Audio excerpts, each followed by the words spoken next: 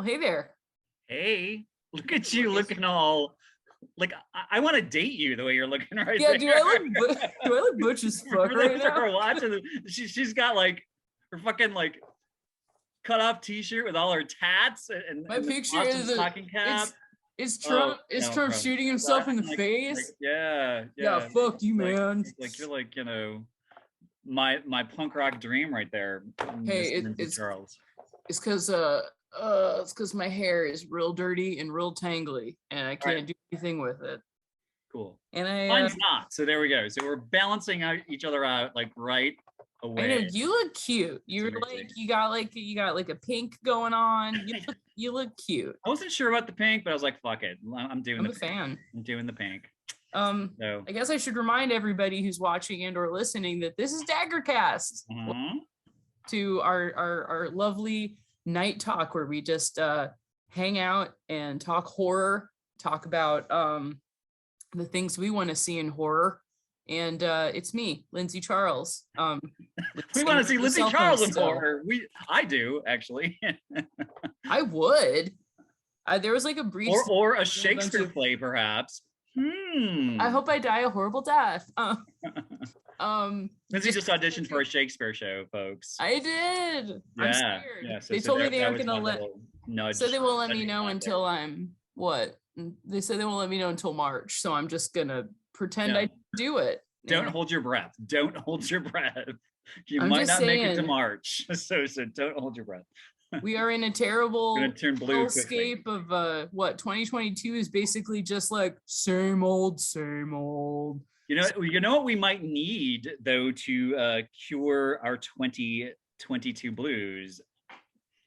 Some demon hunters, perhaps. Ooh, maybe like extra good if I get to see a penis. I think we have the man who might make that all possible for everyone on our show tonight. We have amazing writer, director, creator, Tim O Leary with us, and his show Demon Hunter is running on Here TV. I always want to go Here TV, Here TV, Here TV. Oh my God! Like it's a come here. But I won't do that. So everyone, please welcome the amazing Tim O Leary to our lovely in-home studios. Yay! Hi, Tim. Here, Tim. Hello. Oh my God. That's a joke that I'm gonna steal that joke and give you absolutely no credit next time I talk to you. Here TV. How you doing, guys? Good. We're doing good. Good. Literally, I put my child to bed. I said, get the fuck down, goodbye. And I watched 3 episodes of Demon Hunter. Nice.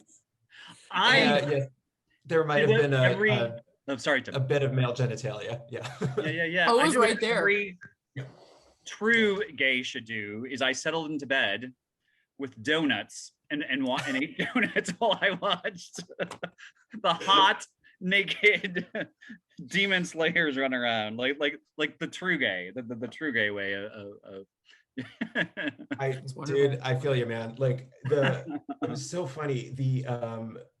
When we started doing Demon Hunters, the way that we did it is we started with a crowdfunding campaign in June of 2019.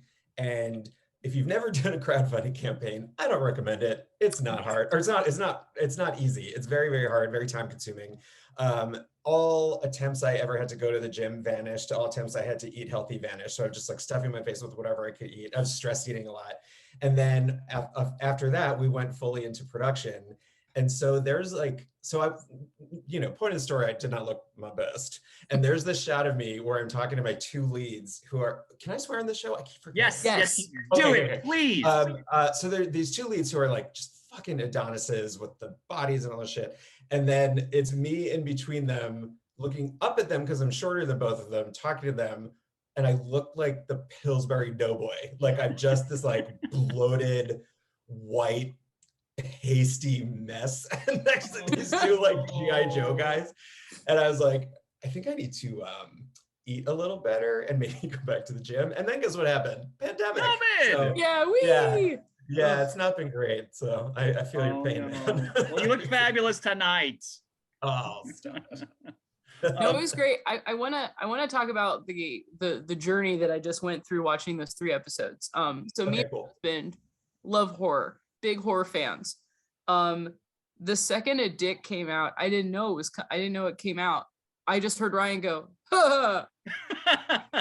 Ryan's her husband. And I looked up, I was like, that's a dick. Holy shit. And it was so like, this is just like, I mean, again, what we talk about on this podcast is horror and how it represents the people who watch it, and how for a very long time it was not representing everybody. It was representing white man. So there was a lot of just like tits constantly. And this was great. This was the change I wish to see in the world. So like, you know, and big studios like HBO, every now and then they'll pull out a dick, but they will not do it with as much gusto as you just did in this episode. So I commend you, and I think again, like this is what we need to see. I did just watch a movie. I talked about it last week because I loved it. It's called Violation.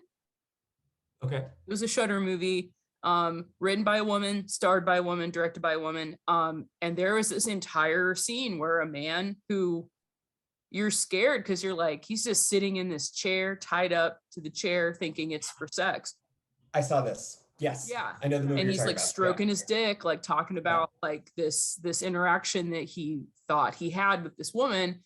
And then she just grabs a bat and just goes whack, like, and it's amazing. It was like, to me, I was like, this is what I want to see. Like, this is a well use of a dick.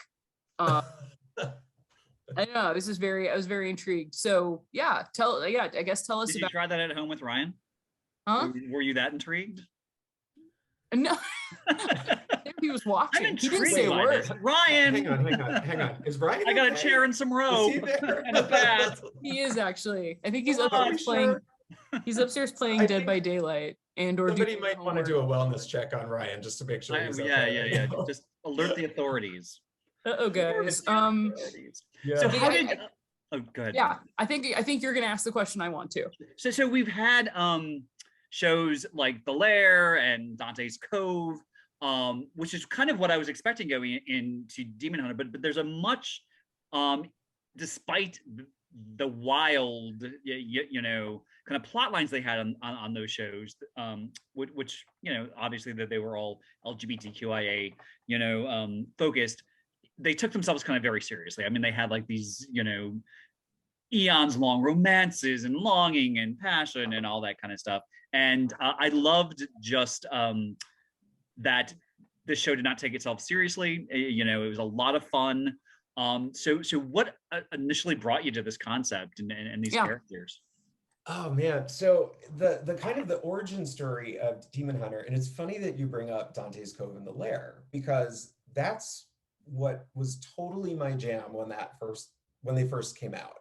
Because I don't want to give my true age, but let's say I was a teenager when Buffy the Vampire Slayer was airing, you know. I am 54 years old almost, so you don't have to be. Well, I mean, dude, I'm 73, so. Well, there you go. Yeah. And you're looking amazing.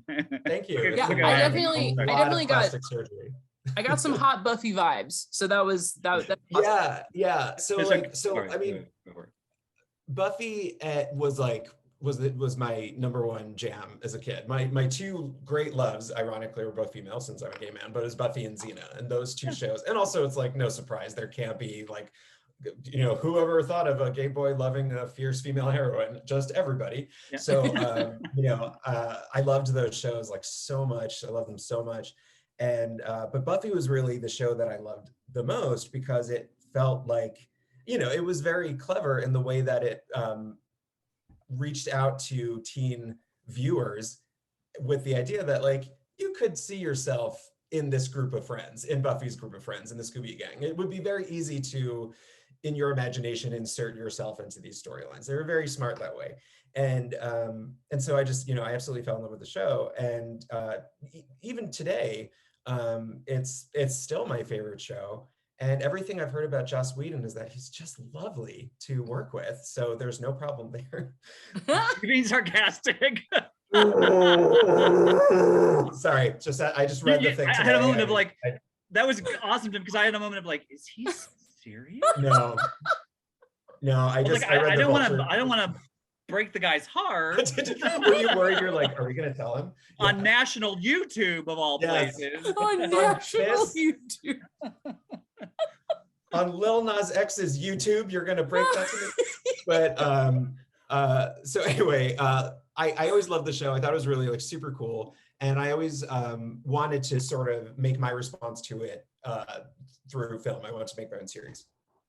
That was going on. When Dante's Cove began, I remember reading in like, oh God, like not Out, not Advocate. It was some like kind of trashy gay entertainment genre magazine. Was that which genre one? Magazine? Wasn't that one of them?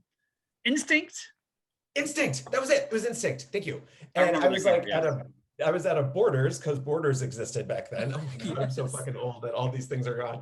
So I was at a Borders, I was reading in Instinct, and I was reading about Here TV, and they were like, their flagship show is going to be this thing called Dante's Cove, which is like a gay Buffy the Vampire Slayer. And I'm like, fuck, that's all I want. That is what I want to see. So I loved it. Is it a perfect show? Maybe not a perfect show. But like when I was in my early 20s, it was exactly what I wanted. So I was always like, okay, I kind of want to like, do my version of that someday. I lived in New York for a long time. And then I finally moved to Los Angeles. In New York, I was working mostly in theater and as a playwright and stuff. And then I moved to Los Angeles. So I was like, okay, I want to be here. I want to work in TV. I want to work in film. And the difference from moving from New York to LA, it is the most culture shock I've ever had within the continental United States. Like New York is well, actually, that's not true. I went to Kentucky one time. Nah. But besides that, all right. So which I've heard is lovely. So I was in New York. New York's a very grounded city, very real. I like shoved people. It wasn't great. It wasn't a good fit for me. And then I moved to Los Angeles, and it's like beautiful, and everyone is like super gorgeous, and a lot of them are really dumb, which I appreciate. And I was just like kind of looking around. I'm like, I would love to set something like Buffy here. I mean, obviously Buffy took place in Southern California as well. But the one thing about Buffy that has really not aged well is that when you look at the show, it is a bunch of white people. Like it is a very monochromatic cast. They live in this fantasy version of Southern California where there's like 3 people of color. And that is just not the way that, the world works. That's certainly not what my group of friends looks like. So I was like, okay, I really want to make like a show that actually looks like the people that are in my life. So when Rob, my husband, and I really were like, okay, we're going to do this. That was kind of one of our MOs. And a lot of that was also because I'm such a Buffy fan. And that has been, especially in the past 10 years, something that really, you can't watch it and not be bothered by that. So we're like, okay, we got to really try and rectify that. And then while this was happening, while I was like coming up with the creative process, Rob and our friend Jamal were working on an app for a whole other thing. And so I would be like kind of in my apartment and I'd be typing and I would hear them be talking about an app. So it was like, just that kind of got into my subconscious. And I was thinking like, well, what if like, I mean, we're in an app-based gig economy now. What if like there were demon hunters, but they used this technology for people to get in touch with them? I was like, that's cute. That's kind of a fun idea. It feels current. I'm sure it will be outdated in about 5 fucking years, but for now it feels current. And so, that's kind of where the show had its origin story. And then when it came to the sexuality, like, I'll never forget, I was working on a different project. By the way, I'm a talker, so feel free to just like tell me to shut up if I'm going on too long. That's what you're here for. That's what we're here for. I was working on a different show, and it was like a gay Mortal Kombat. It never ended up happening, which bums me out because I really wanted to make it. But there was a lot of, characters were like having a lot of sex with each other. And a woman who was going to produce it, straight woman, best of intentions, told me that it felt stereotypical because of all the gay men and gay women and stuff that are sleeping with each other. And while there is certainly an element of truth to what she was saying, and again, in her defense, she meant this positively, it's also true that TV can be very, very finicky when it comes to gay sexuality. And when it does deal with gay sexuality, it can treat it in this like overly serious fashion, which to be honest, it kind of does that with all sexuality because we do in fact live in a puritanical society. But you know, if you are hanging out with a bunch of gay people, you know that we don't take sex that seriously. It's a kind of a fun thing. It's about finding the joy in it. So I was like, let's just like enjoy the fact that people are sexual and they can be fun. It can be campy, you know, like you could have the moment where, you know, the guy opens the shower curtain, and in a different show, the, you know, camera probably would have ended around his rib cage, but let's just have the camera show all of them. And you know, and I think it does add a little bit of an element of like, it makes it feel a little bit more like a late night movie, like you're seeing something that you wouldn't necessarily be seeing, you know, all the time. And it's fun. It's fun. It's a good time. So, you had mentioned about the white monochrome-ness of Buffy, and that's one of the amazing things about the show. You know, you've got an Asian lead, Black lead, you know, Latinx lead. You know, how did you find those folks? Are they friends? Were they? You know, was it just the audition process? Was it a bit of both? You know, something funny is that normally in independent film, because we made Demon Hunter completely independently, and then we got the deal with Here TV after the show was made. So like we really were kind of just, you know, we were on the web series level. And the conventional wisdom when you're making web series is you cast people that you cast your friends who are actors, because you know, you don't get like days to reshoot something if you can't get a certain scene. You need to just go in and you need to get stuff. So you need to know that the people that you're working with are dependable. And, you know, and I have a slew of actor friends, but when I was writing these leads, I just kept kind of like seeing images in my head. And I'm like, I can't really cast people that I know in these leads because no one is quite right for them. And like I had a role that I knew I wanted Rob to play, and I had a role that I knew I wanted my friend and co-writer Zach to play. But like these certain leads, we really were like, okay, we actually have to do the thing where we have the submissions of self-tapes, and then we call them back and we go to, you know, God, what was it?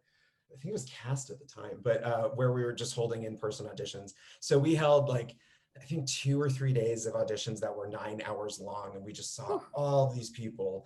And it is one of those things that's like heartbreaking as a filmmaker, because we saw so many awesome actors that we could have casted like a million times over. And it gets to that point where it's like, you know, it can be the smallest thing, like this guy has shorter hair, so it works better with the other actors, and that's why we're giving him the role and not somebody else. You know what I mean? It's like as random as that. But for Daniel and Jeremy, who are the two leads, one is gay and one is straight, we just sort of saw everybody under the sun, and we read them for both roles because the guys are about the same age and about the same like physical type and stuff. So we're like, you know, and so, but that also kind of like doubled the work, because then we're like, okay, who are we sort of seeing in here?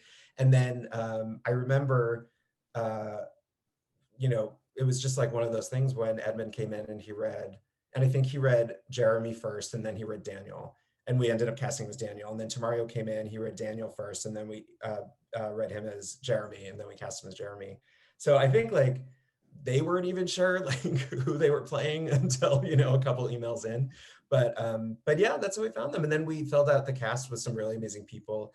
Kara Mitsuko. So you guys saw the first 3 episodes.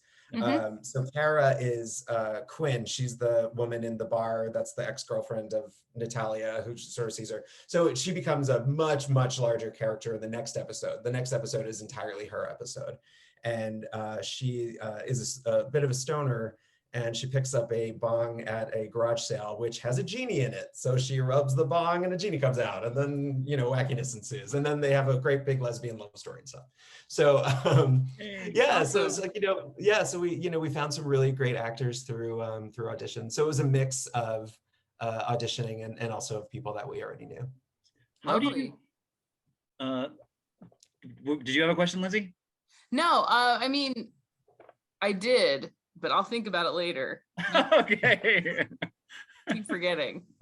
How do you work on set, like with the nudity? you know, how do you broach that? I know in Chicago that there have been a lot of issues in the theater scene. You're talking about theater, right? Yeah, like Not in Our House, where, and I did a lot of gay boy theater back in the day, and I don't think, you know, I did things in bathhouses, and you know, I did a show about Joey Stefano, and you know, lots of nudity. I don't think I would be comfortable like nowadays. Like back then, there was a certain template set up with the theater company I was working for, which had its positives and negatives, I'm sure. I don't think I would be comfortable nowadays, you know, kind of negotiating that. Yeah. Well, and now they have things called like intimacy coaches. Yeah. There's a much larger call for that kind of thing. But what was your? You know, such a difficult area, you know. It's so funny. It's one of these small world stories. So I told you I lived in New York for a while, and I was working in theater, and I was working. I did a lot of training in stunt fighting and fight choreography, and that, as you may have noticed in the show, there's a lot of yes, there's a lot. I was very impressed. Thank you. Yeah, we'll get back to that because I do want to talk about that because I fucking love talking about that. But so when I was working at doing all that stuff, I was training with this fierce, incredible performer named Alicia Rodis. And she's a friend of mine. She is such a badass when it comes to the stunt work. And she and two other women who also worked in theater, who also worked as you know, stage combat people and stunt coordinators and everything. These three women got together, and they had all had experiences. And I don't want to tell tales out of school, and I don't want to put words in the mouth, but I'm pretty sure this was the origin of their company. So they had all had experiences where they had to do scenes of intimacy in theater, and it felt very exploitative, and they felt very unsafe. And they were talking to each other, and they're like, we have stunt coordinators, we should have intimacy coordinators. So they actually started the first intimacy coordinator company, and called IDC, and they're going strong. And Alicia is actually the head intimacy coordinator now for all of HBO. So she was the woman who worked on The Deuce. She's worked on all these shows. Yeah. And so she's really changed the map in terms of like what people need to expect. Awesome. Yeah, no, she's so impressive. Google her, she's amazing. Now for Demon Hunter, again, super indie. We couldn't afford to have any, you know, people that weren't in our budget. So we didn't have intimacy coordinators then. Anything I do going forward, I'm going to make sure that we have it, just because now that's the landscape so much of just like, we really need it. But what we did in terms of the nudity is we, first of all, like, you know, it was something that we talked to with actors, and we were like, let's gauge everybody's comfort level, and we're not going to ask anybody to do anything that they're not comfortable with.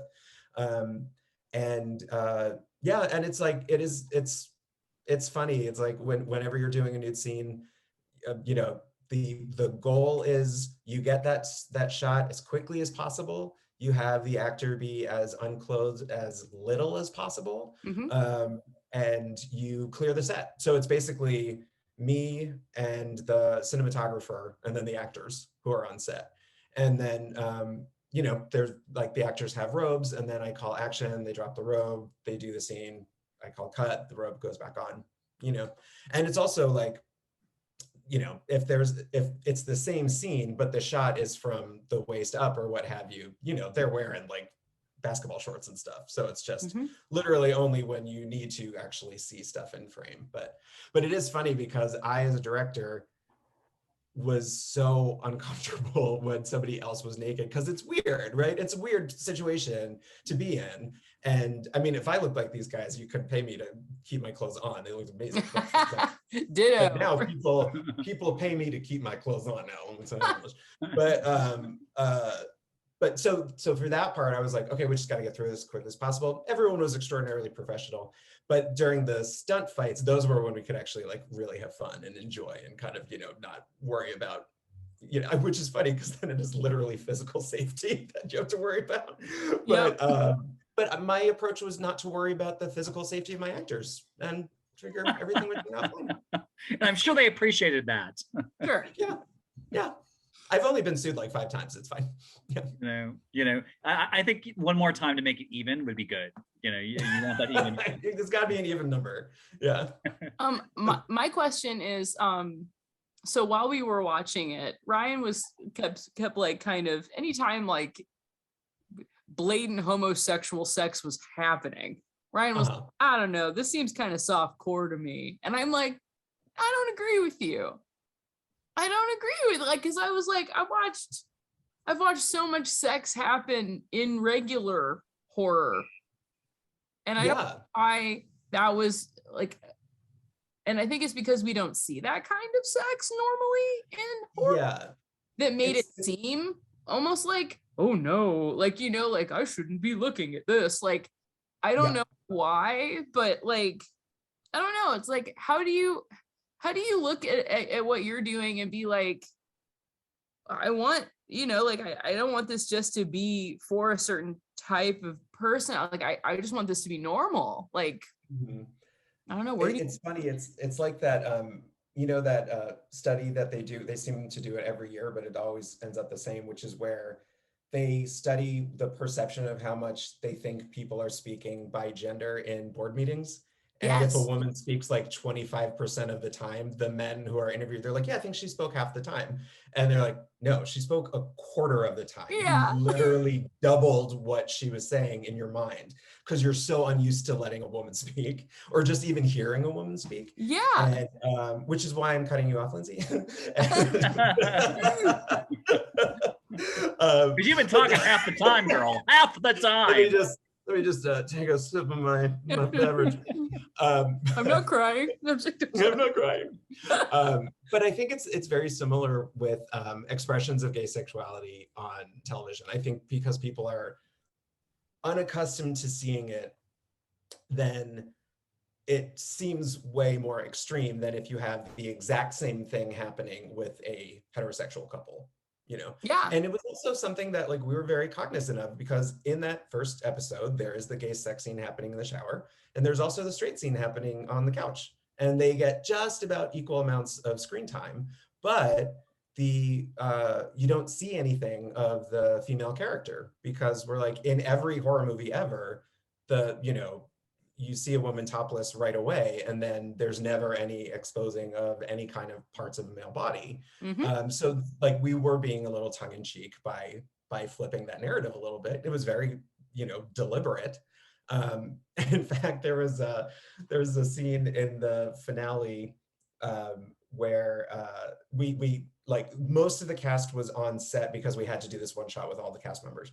But we were doing a scene with nudity. So the entire set was cleared except for me, the director of photography and the actors that were in the scene, which were two guys. And so there were these two women. It was actually Kara who plays Quinn. And then I think she was talking to Latanza who plays the genie. And like, they're outside, jackets on, eating food at the crafty table. And they're like, this is great. Like the set was cleared for nudity and we don't have to do it. We can just wear our comfy jackets and stand outside and eat and hummus. And eat all the food, The scene in that first episode with the demon who had, it was really obviously noticeable that she kept her top on. Yes. Which I appreciated. But it reminded me, the exact opposite of that is there is a trashy softcore, Lindsay, comedy series from the 90s that they showed on Up All Night all the time called Vice Academy, which starred Linnea Quigley and Ginger Lynn Brown. Oh. And there's a scene with Linnea Quigley and no, she was just doing her job. So no judgment on her, but literally it was the opposite. The guy was fully clothed. She was totally naked, and it's a joke sex scene. But literally, the director had her writhing and bouncing and rubbing her. Like it's so. And I was a part of a podcast with the group of straight guys at that point in time, and we went through the whole Vice Academy series. And I was like, that was so offensive and so disturbing to me, and you could tell, that there was no reason for her to be totally naked because he had and I think that was the joke, that it was a sex scene and he was fully clothed. So how could he actually be penetrating her or whatever because he was fully clothed? But it was disturbing and disgusting and so sexist. And I brought it up, and none of the guys, who are all good guys, they're all good, upstanding, amazing guys, straight. I was the gay, right? but they didn't get it. They were like, well, I didn't see that. And maybe now they would, because this was probably 7, 8, 9 years ago. And I think the tides have turned a bit, but I was just like, but it reminded me, I was so grateful for that scene in that first episode of Demon Hunter, because it shows that we've come a little ways, maybe, and that it was the exact opposite of that experience, where I felt so bad for her, you know, and she was just doing her fucking job, wasn't doing anything wrong, but they were so using and exploiting her. It was just disgusting.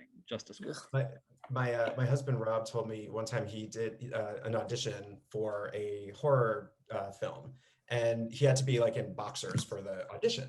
And he had a scene partner who was a woman. She was in her bra and underwear as well. And so they did the audition, and then they, like, you know, got dressed and were talking and stuff. And Rob said to her, he's like, well, that, you know, write that off the bucket list. That was my first audition in my underwear. And he said, she just went, not mine. Oh. And it's just like, yeah, this industry can be pretty gross when it comes to that kind of stuff. So especially when it comes to women that are, you know, asked to do certain things. Yeah. So yeah, the only thing that women are asked to do in my show is fight monsters.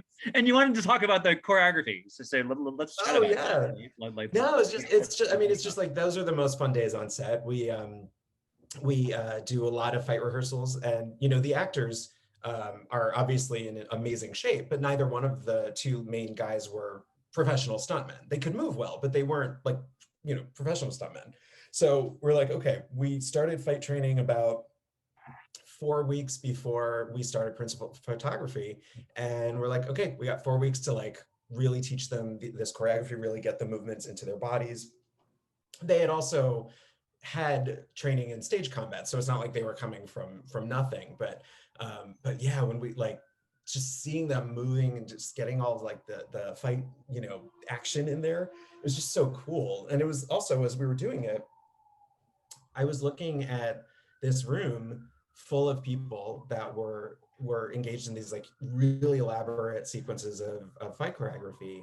And there were people of color and women and queer people, and it was just all of these people that really very rarely get to be the action hero, like the main action hero.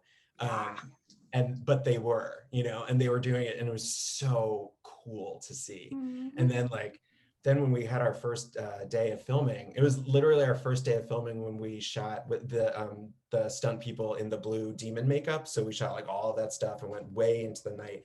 But it was just such this awesome feeling, because like I love action movies and shit. And it's just like, you know, they always say like, make, you know, write the book you want to read, make the show you want to see, do this, you know, but that you haven't seen yet or haven't read yet. And that's really how I felt about Demon Hunter. Like I just wanted to see something where gay people are kicking ass. Absolutely. And, yeah, and it was just like, I thought really I really just like to touch on the fight choreography. I thought it was really good. Thank you. Yeah, I was very impressed. Like, cause you know, like it's obviously, you said it was very independently done. Yeah. But when that fight scene, like when the fight started to happen, I was like, oh, excuse me. Like, yeah, I really thought that section was really good. And it was, again, yeah, great to see some people kicking ass who were not just like straight white dudes glistening. So yeah, it was nice to see some glistening darker skin. And exactly. I like, it's just so funny to me, because I really feel like mainstream movies were always like, nah, nobody wants to see an Asian man kick ass that's like, you know, like a hunky dude. Like no one wants to see that shit. But it's like, we got Shang-Chi, Marvel did, and it was like the best. Mm-hmm. Like one of the better movies that they cranked out like this last year. Everyone was like, we want this. And like, yeah.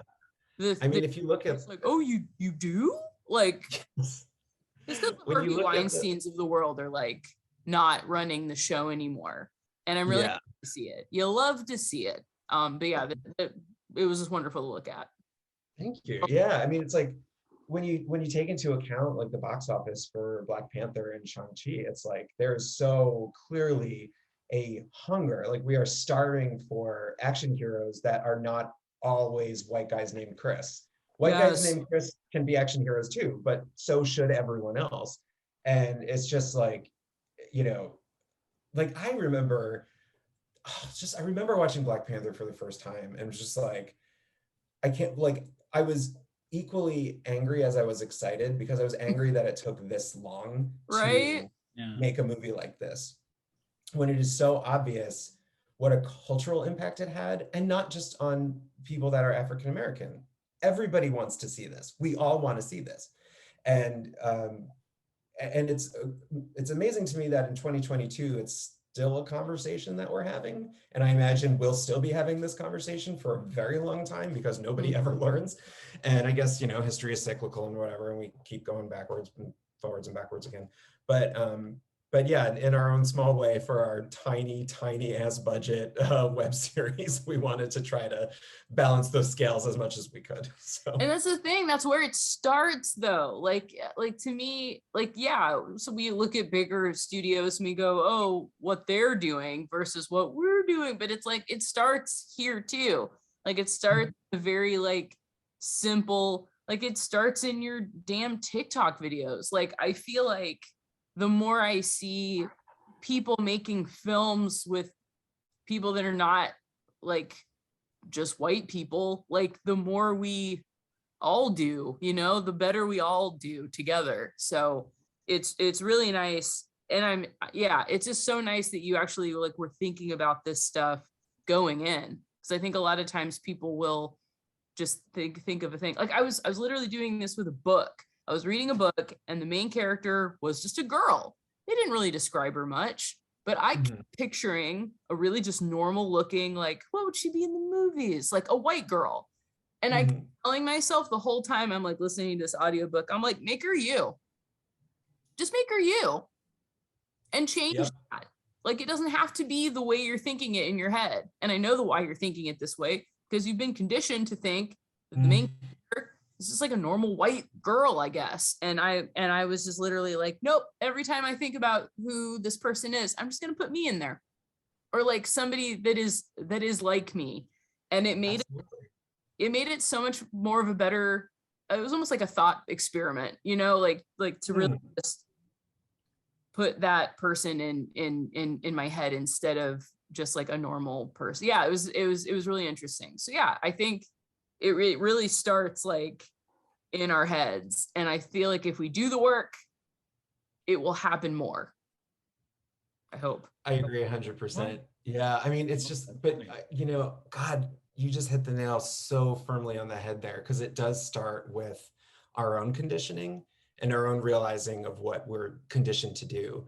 And I think you're right. I think you're 100% right. I think it starts with being able to read a book and giving yourself permission to see the main character as looking like you, and not Jennifer Lawrence. You know what I mean? Like, it's like, it can look like me. It can, you know, I mean, it's an interesting situation being a gay white man. I mean, I'm very interesting, but like, because in terms of representation, the heroes of most stories do look like me. They don't date like me, but they look like me. And through that, you know, it was funny. I remember I was talking to this, I'm not going to name names, but I was talking to a guy and we were talking about racism in the gay community. And he was like, yeah, I just don't see racism in the gay community. And I was like, you are white. You don't have racism directed at you. So you don't see it because it's not coming your way, man. But like, you got to talk to a few other people about this kind of thing. Yeah, I'm sorry. Yeah, even if you just literally looked at another like, I don't know. Yeah, that's very lazy to me. It's a lazy thinking. Because it's everywhere. Yeah, that's the perfect word to describe it, is lazy. Absolutely. Yeah, I would look at that and go, that's lazy. Yeah. And I think the same goes for like seeing gay sex in a show like this. I really think it's kind of the same thing. It's like, give yourself permission to put it there. It's like, I don't know. I'm one of those people that think that, like, I don't know, everyone should like look at Like, I think if you just use empathy, if you just literally use empathy when looking at stuff like that, you're like, oh yeah, sex. I enjoy that as well.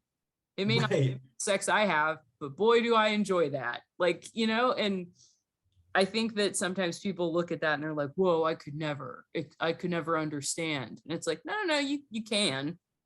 Yeah. You know, it's funny too, because it's, you know, you talk about empathy, and all of us who are in any way marginalized or other are conditioned to empathize with straight white male leads, because that's 95% of the leads that we are exposed to. I don't want to say all straight white men, but I will say, because this is anecdotal, it's only been in my personal experience, but I think for a lot of straight white men, they never learn that lesson of empathizing with main characters that don't feel like somebody that they would be, you know, hanging out with all the time, because they don't have to. They're not ever in that position where like, oh, I really want to see this action movie, but you know, but it's featuring a Black lesbian, and I'm not a Black lesbian, so I can't watch it. You know, like they're never in that position.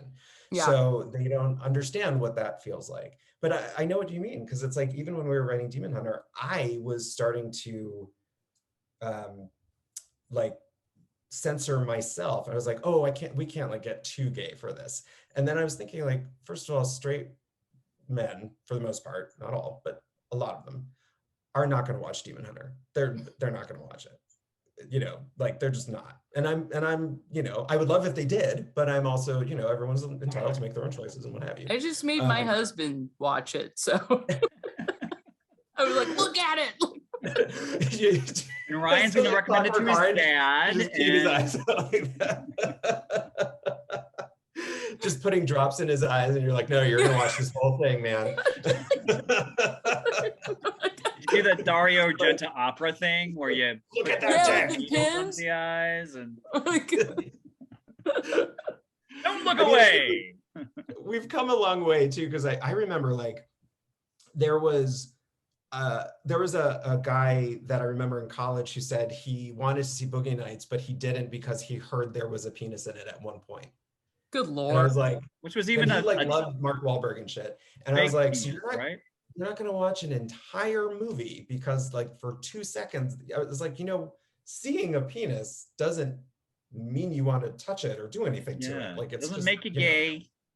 Yeah, but it's doesn't he like jack a man off for money? Like halfway through that movie. Yeah, that actually does happen. Yeah, but so I mean, you don't see anything. But I think everyone's done that at least once in their life, right? Jack a man off. I really hope so. You gotta pay rent, guys. Come on. So, yeah, that's right. This is a little silly. I've been telling Ryan, I was like, hey Ryan, you're not planning on having any more kids, right? And he was like, oh no. And I was like, neither am I. I would like you to get a vasectomy. I don't want to go on birth control, and I don't think it's my problem. So figure it out. And so he's like been talking to dudes about vasectomies, and he's like, one of them said that you can't masturbate for 6 weeks. And I was like, is that true? Oh. You know, in my head, you carry a baby for him for 9 months. Right? He cannot masturbate for 6 weeks for you. I'm sorry. Listen, I gotta say, I kind of see where Ryan's coming on this side here. So I mean, so your husband was the one who got the vasectomy, then, right, Tim? Yeah, that's how it works, right? Yeah. No. Can't have them butt babies running around. Oh my god. No, haven't had a baby yet. I want to. Butt babies always die, right? I want to spend those whole 6 weeks like trying to arouse him, like oh no, at every turn. That's so funny.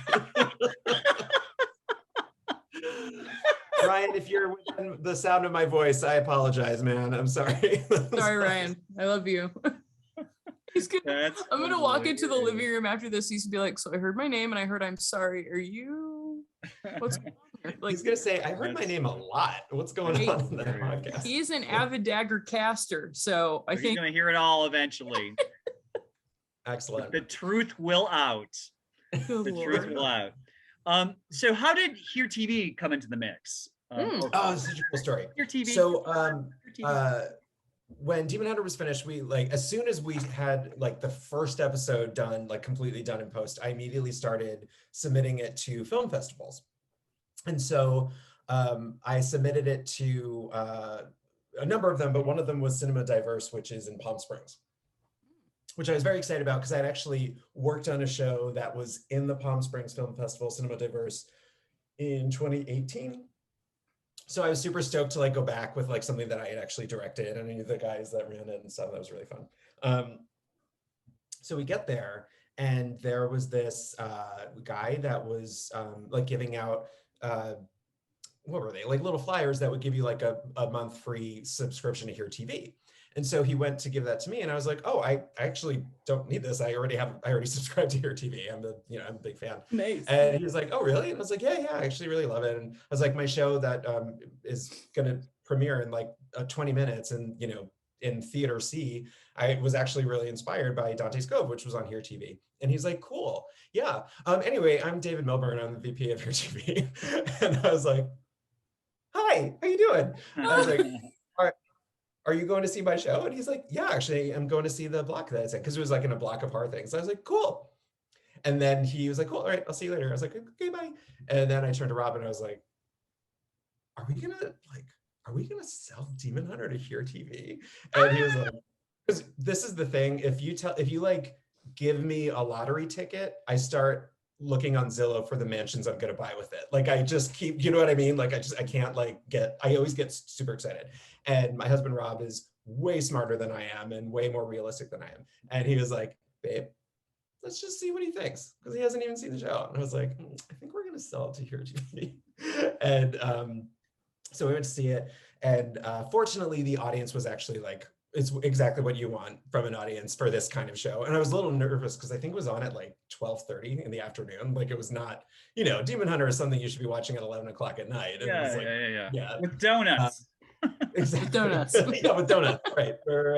But the audience was fun, and they like laughed at all the jokes, and they whooped whenever there was like sexy stuff happening, and they cheered when there were fights and stuff. Oh, I will say this. Seeing the fights on the big screen was the coolest part of that whole thing. Like it was so awesome. Yeah. I was like, I saw that on the big screen. I was like, I want to do a full action movie.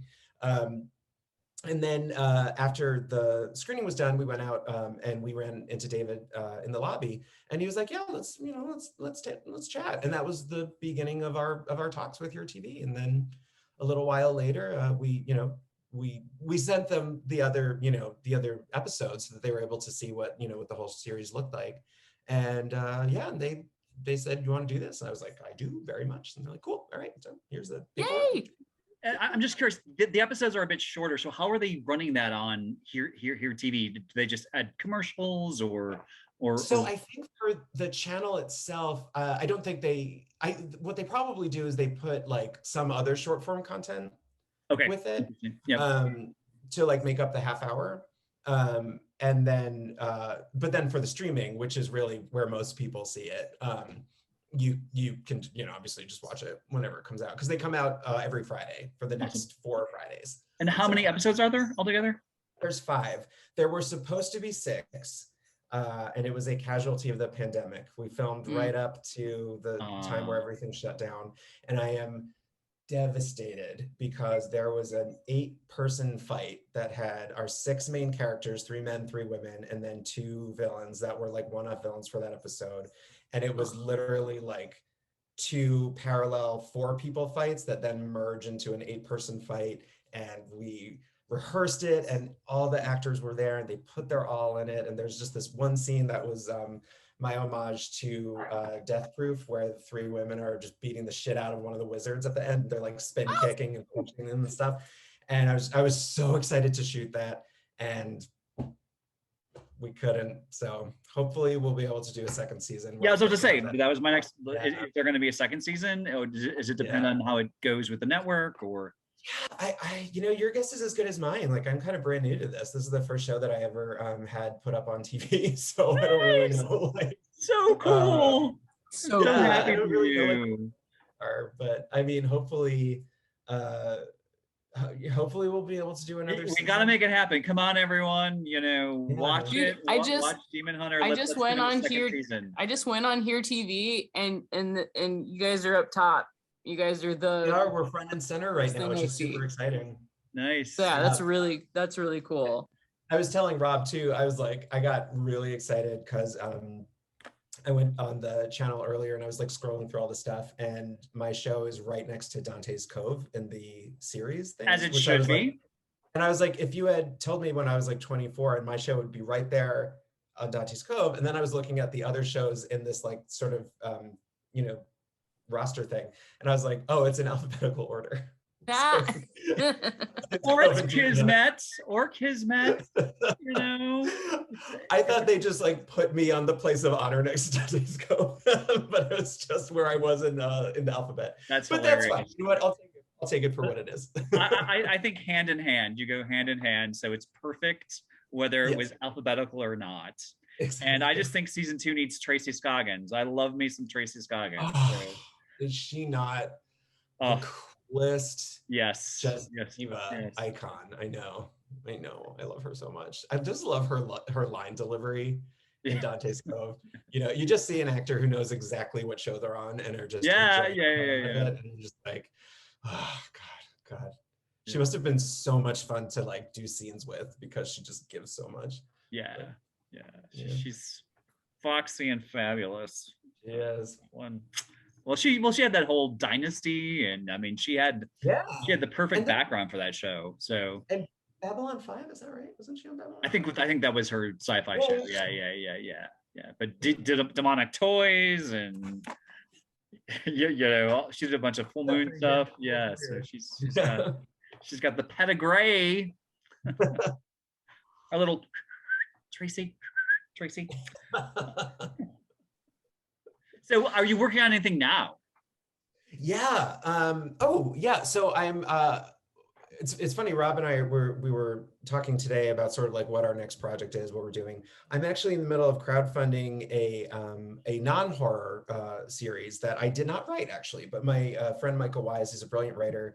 We met in the queer writers group that I founded, and he asked me to direct his show. So it's a kind of a loving parody / homage to the women. Claire Booth Luce's The Women, but it's all like rotted gay men in Palm Springs. And the cast, you guys, Sam Pancake, Drew Droege, aka Chloe Sevigny, and Coco Peru.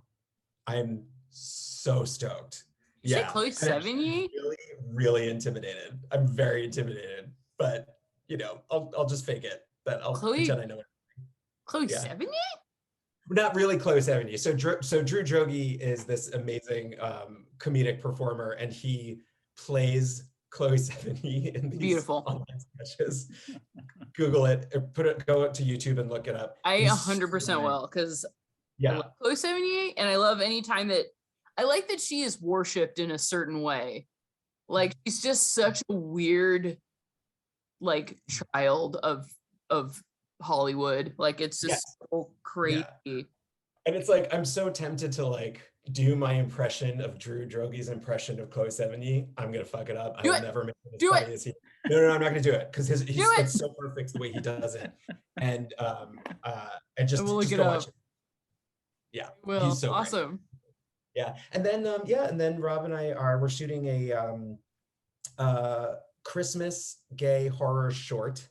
In about 3 weeks, I think. And then we're putting stuff together for a feature that I wrote called I Curse that Rob is going to star in. So so we're busy. We're spinning a lot of plates. Yeah. Wow. And then hopefully we'll get some people interested in Demon Hunter enough that we can warrant a season 2, which I would love to do, and I'm sure a lot of the cast would love to do that. Because they're such brilliant actors and they put so much into it that I really hope I can keep giving them work in this vein, because I think we all kind of fell in love with their characterizations and the storylines, and there's a lot we want to see happen. So, and there's always room for more naked male monsters. 100%. They're some of them are wandering up and down my hall here in Chicago. So, they just kind of sneak under the doors like the roaches, and then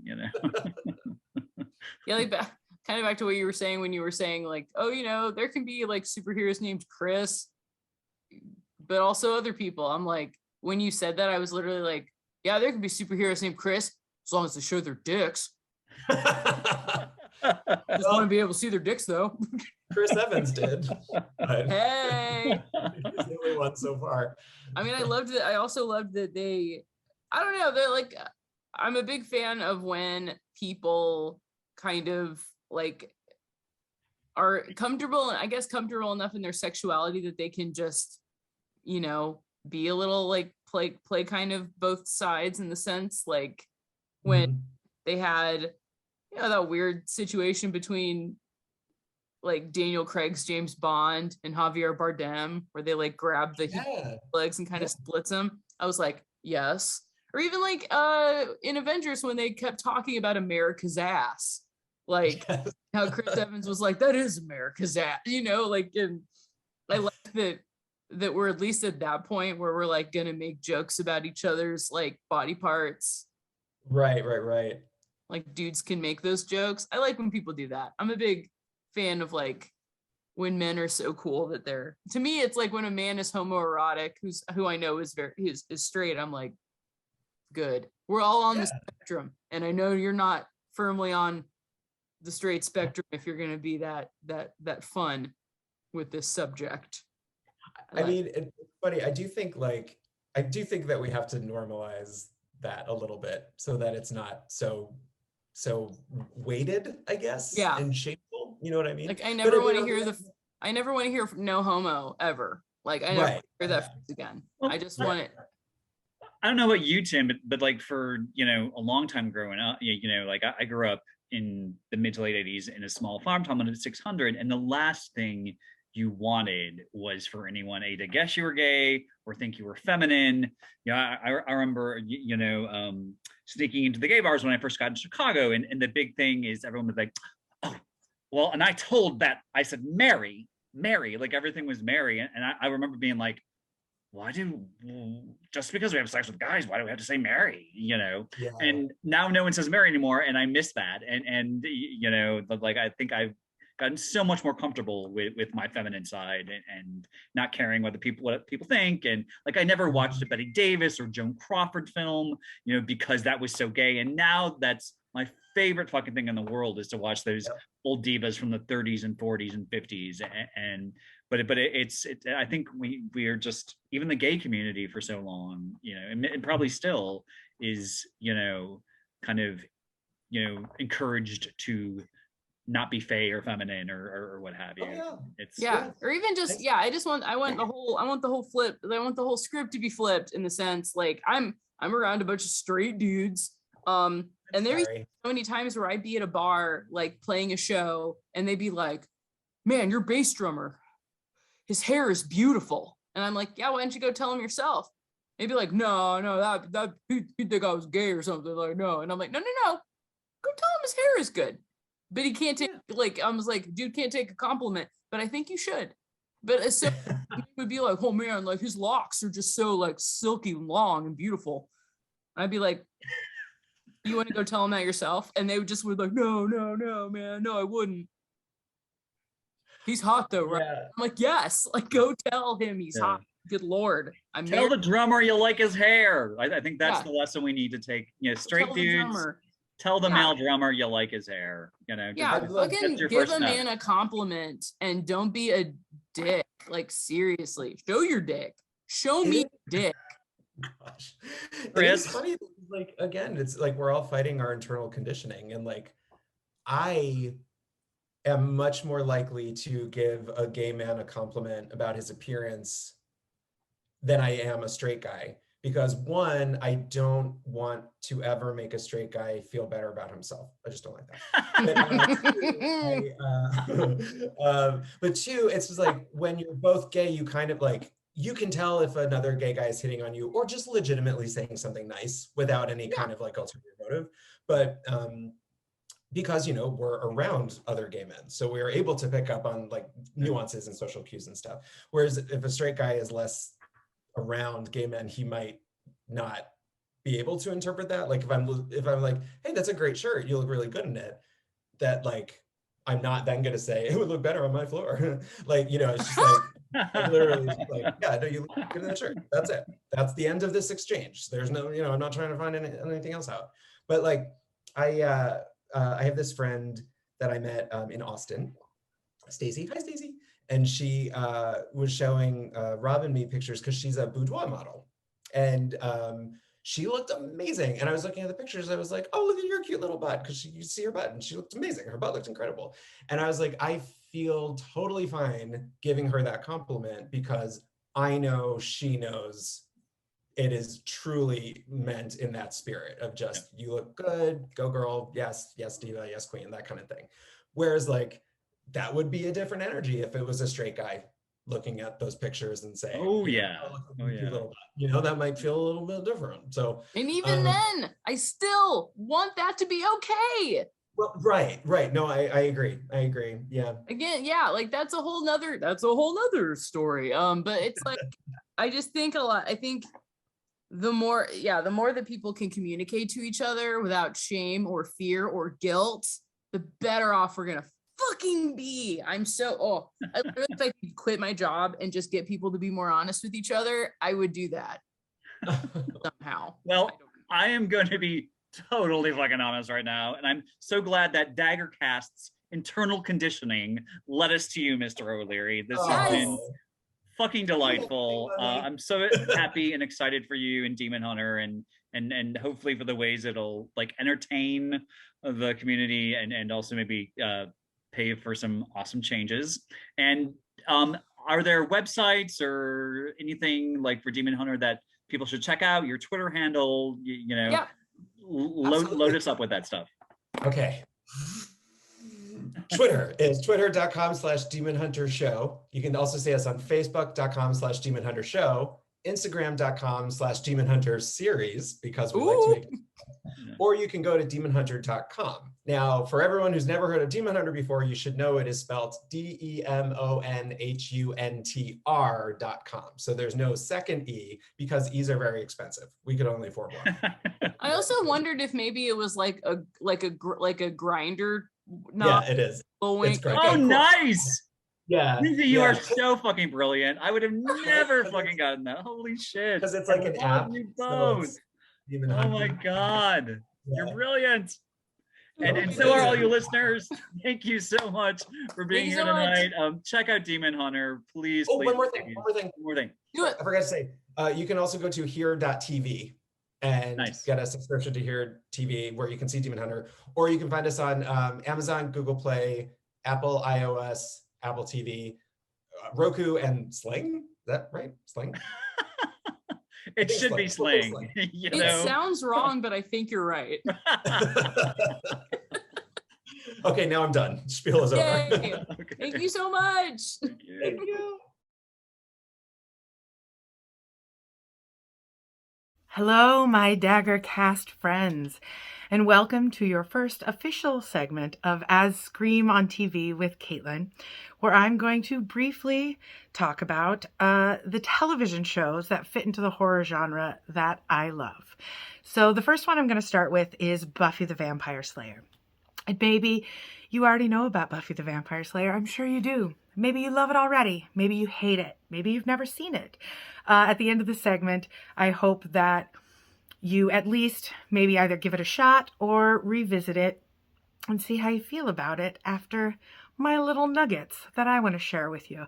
So I'm going to specifically talk about 3 episodes and the lessons that I think we should take from them. I took from them. So the first episode is called The Zeppo, and it's in season 3. And it's about how do you contribute to the greater good if you feel like your contributions aren't worthy.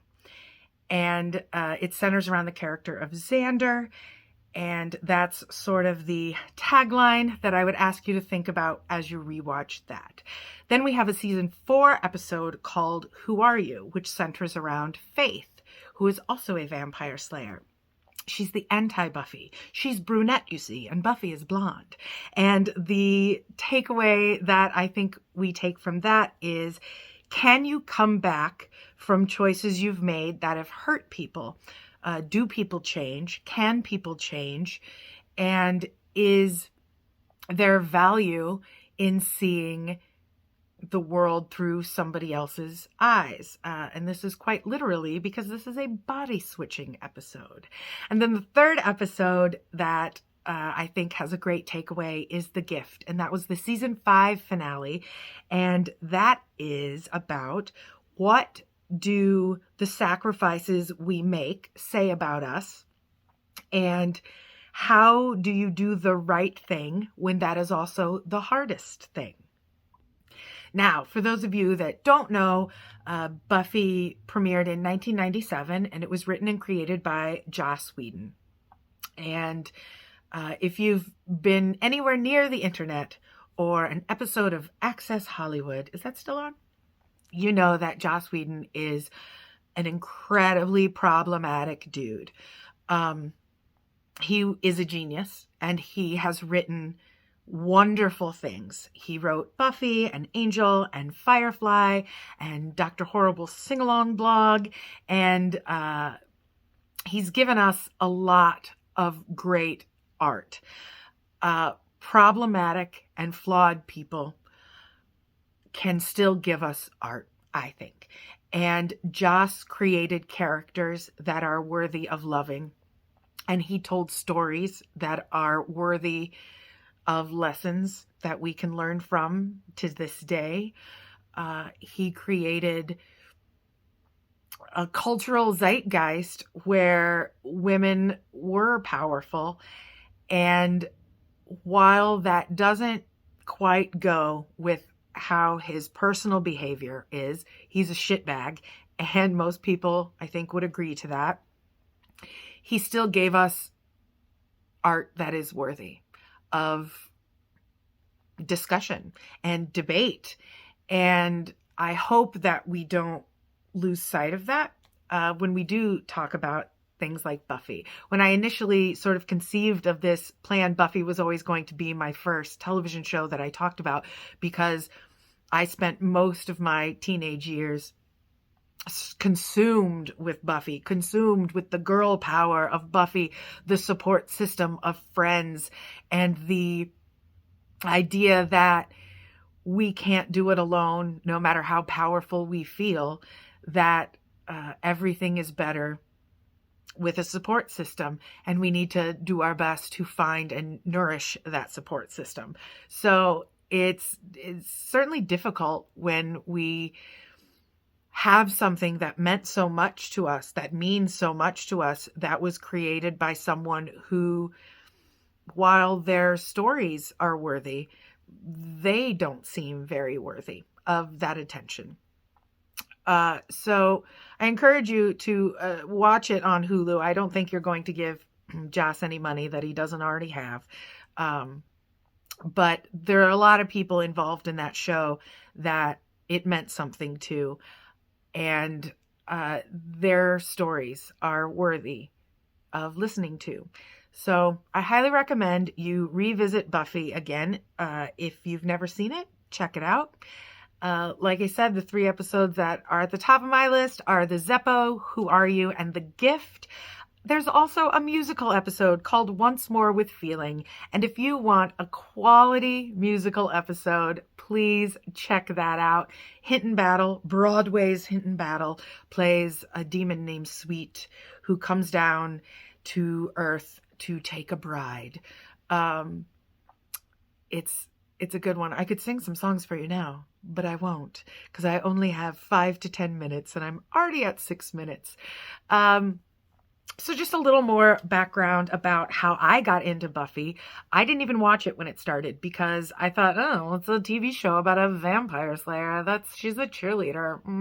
And the movie was crap. Although it did have Luke Perry and Paul Reubens. Watch it for them. So I didn't see it until season 3. It was the first episode I saw. And once I saw a naked David Boreanaz fall from the sky, I was intrigued. I was like, oh, is this a television show? What is this? And I did my best to find VHS copies of the first 2.5 seasons so that I could begin my love affair with Buffy the Vampire Slayer, which has endured. It remains. I still go back and watch Buffy.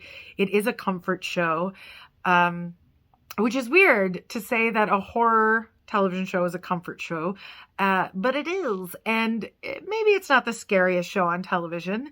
It doesn't have a lot of jump scares or mystery and suspense that you might find in some other horror television shows that I'm going to talk about later. But it does have some very scary themes. A lot of the monsters on Buffy have motive, and their motives are, I just want to survive. I just want to get home. How do I live in a world? How do I walk the line? How am I a demon in a human body? In season 4, the big bad of that season, Adam, talks about how a lot of these monsters walk the line between, they walk amongst two worlds and aren't welcome in either. And I think that's something to think about. And that's an interesting motive for a lot of these monsters. However, that being said, some of the scariest parts about Buffy are the monsters that have no motive. They're the monsters whose goal is only to inflict pain and to torture and to hurt. And that's pretty scary. And if you know who I'm talking about, and jealous, that puts it firmly in the horror genre, if you ask me. It also deals with kind of real life horrors. What happens when you sleep with someone and the next day they turn out maybe not to be the person that you thought they were? What happens when you lose people that you love? How does grief come into play? Who are you as a person? And the choices that you make, how do they affect the people around you? And Buffy was a show that explored a lot of that. Yes, it explored it in high school on, in between episodes of Dawson's Creek and Felicity, but it's worthy of watching. So that's my first little segment on a television show. I'm going to get my bearings. I have recorded this at least 27 times, and I found it very difficult to keep my rather verbose opinions about television short. So bear with me as I get my bearings. Bears. That's Annabelle for those of you watching on YouTube. My friend Annabelle, she'll be with me on these episodes. And so tune in next month when I talk about a different TV show and maybe figure out how to better share these thoughts and opinions with you. Please subscribe to Daggercast and listen to people smarter than me talk about things other than vampire slayers. Okay, bye-bye.